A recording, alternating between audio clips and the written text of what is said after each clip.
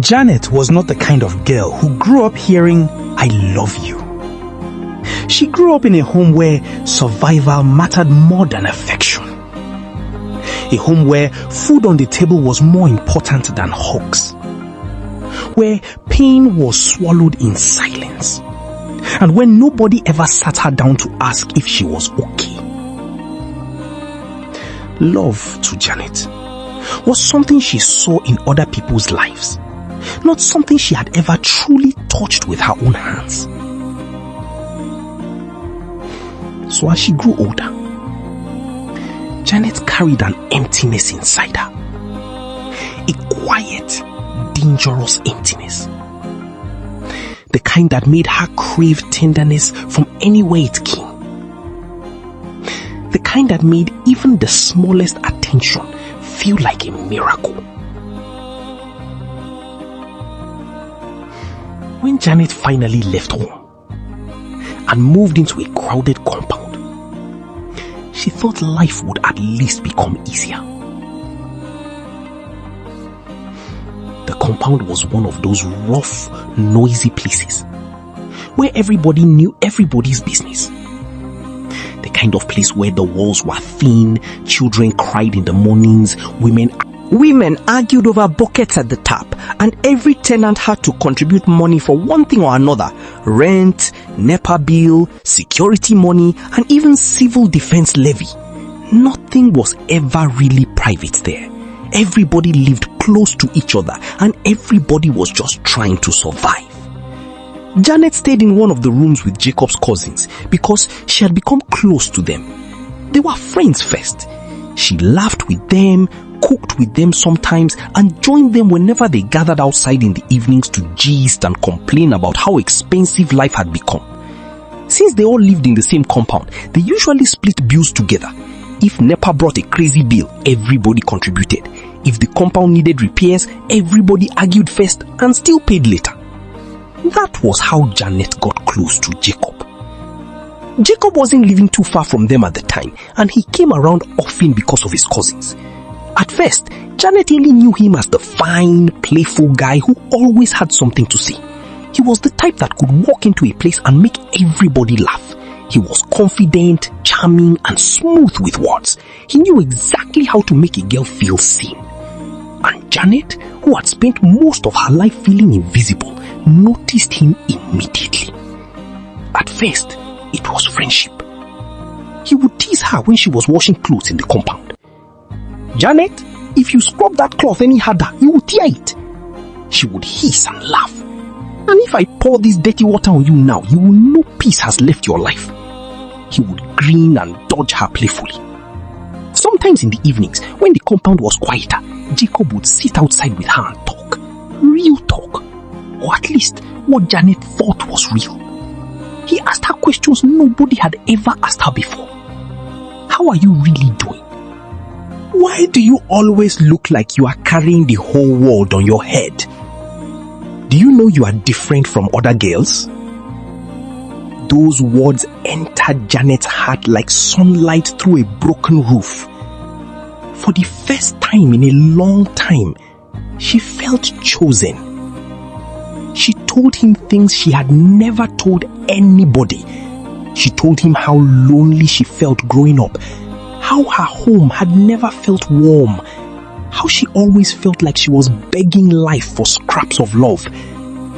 Jacob listened with that soft expression on his face, nodding as if he understood every wound inside her. And then one night, he held her hand and said, "Janet, I'm not like the others. I love you. I'm here for you." That was all Janet needed to hear. Because when a girl has lived without love for too long, even the wrong love can feel like salvation. So Janet fell. She fell deeply, helplessly, completely. Jacob became her first real boyfriend, her first everything, her first late night phone call, her first jealousy, her first person. Janet loved him with the kind of love that had no breaks, because she wasn't just loving Jacob, She was loving the feeling of finally being loved back. But Jacob knew exactly how much power he had over her. At first, he was sweet. Too sweet. He would tell her, "You are my woman. I can't imagine life without you. You are the only one that understands me." Then, one day, the pressure started. Janet had told him she wanted to wait. She had told him she wasn't ready. She had told him that giving herself to a man was something serious to her. But Jacob turned it into a test of loyalty. He began to sulk whenever she refused him. He would stop talking to her properly. He would act offended, like she had done something wrong. One evening, when they were alone, he looked at her and said the words that would haunt her for years.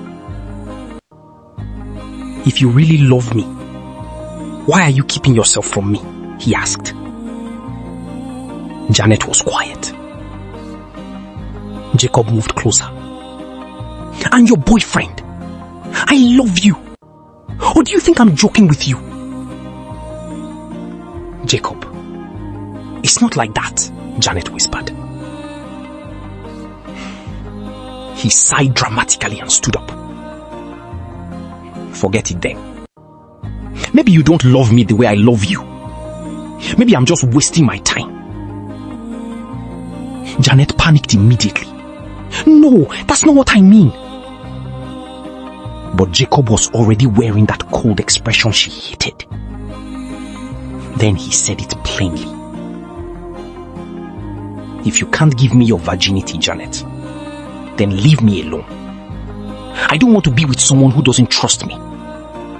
What are you keeping it for? Am I not the man you love?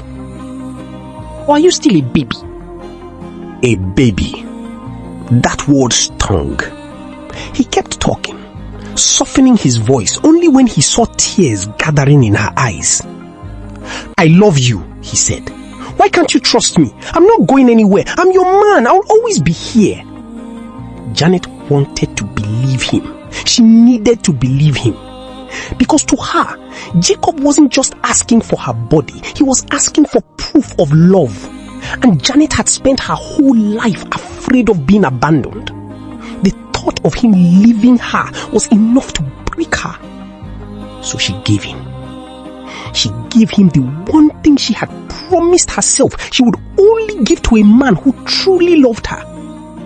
And afterward, Janet lay there thinking she had just sealed her future with the man she loved. But Jacob had already started changing. At first it was small things. He became less patient, less affectionate. He stopped speaking to her with the same softness. He no longer looked at her like she was precious. Sometimes he would ignore her calls. Sometimes he would come around and act irritated for no reason. And every time Janet tried to ask what was wrong, he would make her feel like she was the problem. Then, Janet got pregnant. She was terrified. Her hands were shaking when she told Jacob. She expected him to panic with her, hold her, tell her they would figure it out together. Instead, Jacob stared at her in annoyance. "How did that even happen?" he snapped. Janet looked at him in disbelief. "Jacob, what do you mean, how did it happen?" He rolled his eyes like she had brought him stress on purpose. "So you don't know how to be careful? Why will you get pregnant? Are you a baby?" Janet felt her throat tighten. She had expected fear. She had expected worry. She had expected maybe anger mixed with concern. But not this. Not contempt. Not mockery. Jacob started pacing. "I'm not ready for this nonsense. You need to remove it." Janet stood there, frozen.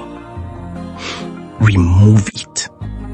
He said it so casually, as if he was talking about taking out old clothes, not a pregnancy, not her body, not her pain. Janet cried that night until her eyes swelled. But Jacob kept pressuring her. He told her there was no other option. He told her not to ruin his life. He told her she was being dramatic. In the end, she did what he wanted. For the first abortion, Jacob did not even take her himself. He sent his friend from work. That was the day Janet's heart began to understand what her mind had been refusing to accept. Jacob's friend came to take her to the place. Janet remembered how ashamed she felt walking beside a man who wasn't even her boyfriend, going to do something so painful and private. She kept hoping Jacob would call and say he was coming after all. He didn't. The clinic was small and uncomfortable. Janet sat there with fear eating her alive. She wanted to run. She wanted someone to hold her hand and tell her she wasn't alone. Instead, she was there with Jacob's friend, who looked uncomfortable himself and kept checking his phone. When it was over, Janet came out feeling weak, empty and numb. She could barely walk properly. Jacob didn't rush to see her. He didn't ask if she was okay in any meaningful way. When she finally got back and tried to talk about how scared she had been, Jacob's face hardened with irritation. So what do you want me to do now? He asked. You've done it already. Janet stared at him. That was the first time she saw that ugly side of him so clearly. The mean, nasty, cold side that only came out whenever she was in pain because of him. He became hostile after the abortion, as if her sadness annoyed him. If she looked weak, he would hiss. If she asked for comfort, he would say she was doing too much. If she cried, he would say, "You are the one making this thing look bigger than it is." Still, Janet stayed. She told herself he was just stressed. She told herself he didn't know how to express himself. She told herself love was patient. She told herself the same lies women tell themselves when they are trying to make cruelty look like confusion. Months later, Janet got pregnant again. This time, she cried before even telling Jacob because she already knew what was coming. And she was right. The moment she told him, Jacob exploded. "What is wrong with you?" he barked. "How many times will I tell you to be careful?" Janet's lips trembled. "Jacob, I didn't do this alone. Don't start that rubbish with me," he cut in. "Do you want to trap me? Is that what you want? To use pregnancy to hold me down?" Janet looked at him as though he had slapped her. Trap him? She had given him everything. Her body, her trust, her loyalty, her tears. She had already bled for him once. And now he was looking at her like she was some desperate girl trying to ruin his future. For the second abortion, Jacob finally went with her to the hospital. But his presence only made things worse. He was impatient from the start. He walked ahead of her as if he didn't want to be seen with her. He barely spoke during the journey. At the hospital, while Janet sat there pale and frightened, Jacob kept pressing his phone, sighing loudly, complaining about how long everything was taking. At one point, Janet whispered, "I'm scared." Jacob didn't even look at her properly. "Scared of what? You should have thought about that before." Those words landed like stones in her chest. Even after the procedure, when she was weak and cramping, Jacob still behaved like she was inconveniencing him. He didn't comfort her. He didn't help her emotionally. Instead, he was irritated, cold and distant, snapping at her over little things. When Janet moved slowly because of the pain, he muttered, "Can you stop acting like you're dying?" That night, Janet cried into her pillow while Jacob slept without a care. But somehow, Janet still loved him Not because he deserved it, but because she had spent so many years starving for love that even crumbs felt like a feast. By the time the third pregnancy happened, Janet was already emotionally exhausted. She was no longer the bubbly girl who used to laugh in the compound. She had become anxious, withdrawn, always watching Jacob's mood, always trying to avoid saying the wrong thing. Love had turned into fear. She was no longer dating Jacob. She was surviving him. When she told him she was pregnant again, Jacob didn't even pretend to care. He just stared at her with disgust and said, "Go and handle it." Janet blinked. "What do you mean?" "Go alone," he said flatly. "I can't be following you up and down every time. You know what to do." Janet felt the room spin. "Jacob, I can't go alone." "You can," he said, picking up his phone. "You're not a child." Janet stood there in silence, hoping he would look up and change his mind. He didn't. So for the third abortion, Janet went alone. Alone. No hand to hold, no shoulder to cry on, no one to tell her she would be okay.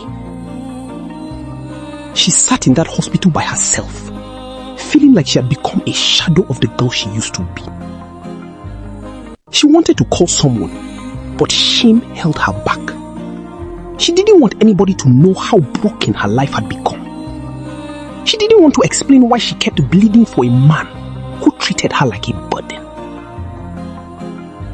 When it was over, she came out of that hospital. She came out of that hospital feeling hollow. Not just weak, hollow. As if something inside her had finally died. And Jacob? He still found a way to be nasty. He didn't ask if she had gotten home safely until much later. And when he finally did, it was with a dry message that sounded more like irritation than concern. He had become so cruel that Janet started noticing a pattern. Every time she suffered because of him, he became even meaner. Like her pain irritated him. Like her tears accused him of something he didn't want to admit.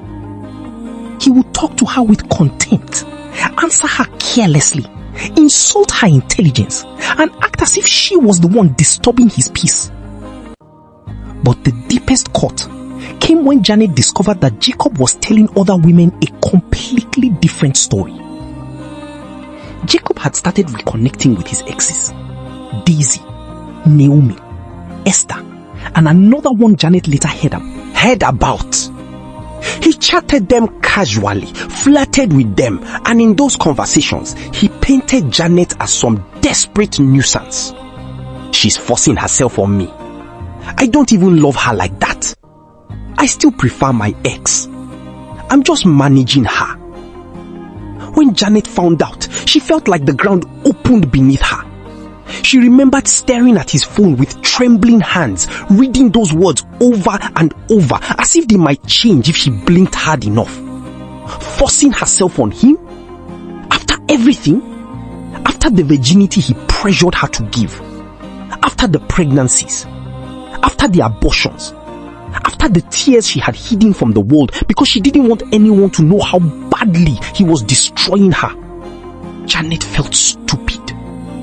Used, dirty, humiliated. When she confronted him, Jacob didn't even apologize properly. Instead, he turned it on her. "You were going through my phone, so now you're spying on me." Janet looked at him in shock. "Jacob, is that what you have to say? After all these things?" He scoffed. "What do you want me to do? Kneel down." "Janet, you're too much. You're always stressing me." That was the night something inside Janet began to harden. Not fully, not enough to leave immediately, but enough for her heart to stop beating for him the same way. She stopped seeing Jacob as the man who would save her. She began to see him as he truly was. A selfish, manipulative man who enjoyed being loved but had no idea how to love anybody back. But by then, Janet was already damaged in ways she didn't know how to explain. She had spent so much time begging for love from the wrong person that she no longer knew what healthy love even looked like. She just knew she was empty. She just knew she was lonely. She just knew she wanted someone, anyone, to make her feel wanted again. So Janet started moving differently. She stopped being emotionally faithful to Jacob long before she physically left him. If another man smiled at her and called her beautiful, she listened. If someone said, "I care about you," her wounded heart leaned towards it. If a man noticed her sadness and pretended to understand her, she followed that warmth like a child chasing light. Janet began sleeping with other men, not because she was heartless, but because she was heartbroken. She was looking for what Jacob had promised and never gave her. Some of those men told her exactly what she wanted to hear. You deserve better. A fine girl like you shouldn't be crying over any man. If I had you, I would treat you like a queen. Come and let me show you real love. And Janet, aching and desperate to feel chosen, believed them, or at least wanted to believe them. But one after another, they took from her too. Some only wanted her body. Some only wanted the thrill of being the one she ran to. Some only wanted temporary access to a wounded woman who didn't know how to say no to affection. Then came Prince. Prince met Janet at work. He was smooth in a different way from Jacob. Softer, more attentive, more intentional. He noticed when she was quiet. He asked if she had eaten.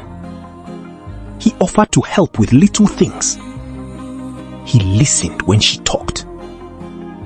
He made Janet feel seen again.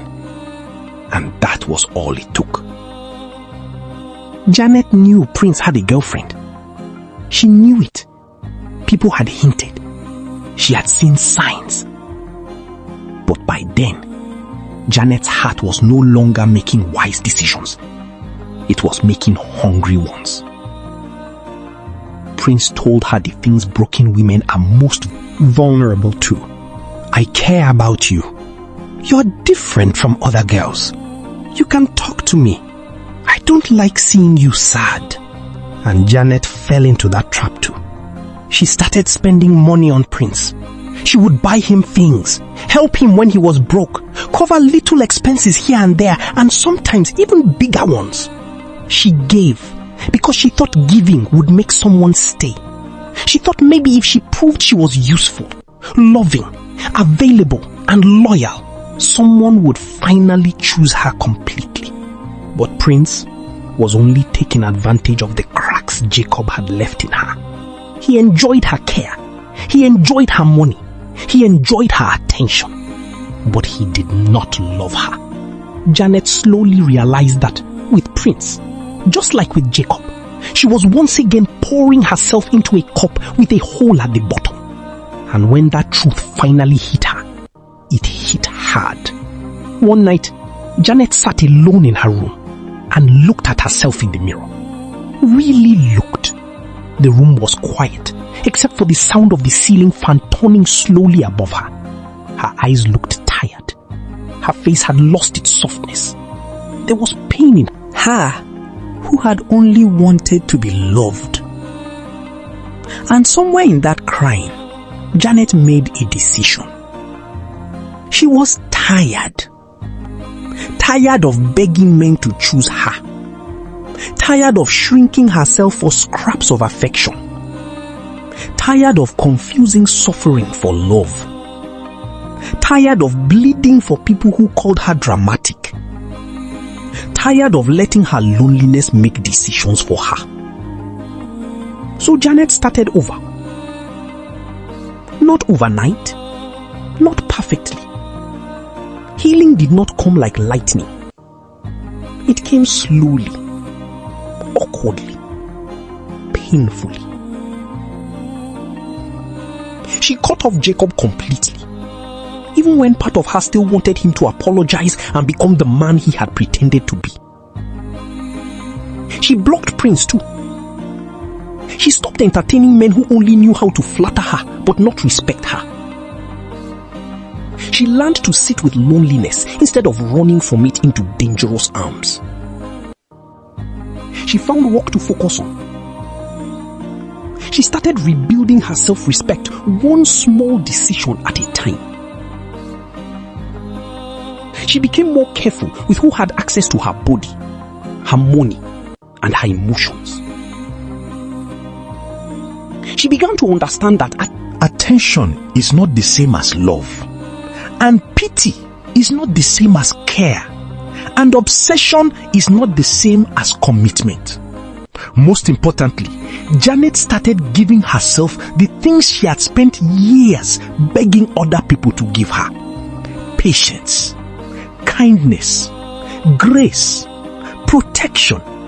She learned that being unloved in childhood was not her fault, but healing from it was now her responsibility. And little by little, the woman who had once been shattered began to stand again. The pain did not disappear overnight. Some memories still stung. Some nights still felt heavy. Sometimes she still remembered Jacob's words and felt anger rise in her chest. Sometimes she still hated how much of herself she had wasted trying to be enough for people who were never capable of loving her right. But Janet was no longer the same woman. She was no longer a girl waiting for a man to tell her she mattered. She knew it now. She mattered because she existed. She mattered even after heartbreak. She mattered even after mistakes. She mattered even after shame. She mattered even after all the things that had happened to her. And one day, standing in front of the same mirror where she had once cried for the girl she used to be, Janet touched her own reflection and whispered through tears, "I did not deserve what happened to me, but I will not let it finish me." That was the day Janet truly began to live. Not because a man came to save her. Not because Jacob returned begging. Not because Prince changed. But because she finally understood that the love she had been chasing in broken people had to begin with how she saw herself. And though her story had been messy, painful, and full of wounds, it did not end in ruin. It ended in awakening. Because sometimes hope does not come as a new person. Sometimes hope is simply the moment a broken woman finally says, "Enough. I deserve better than this," and means it.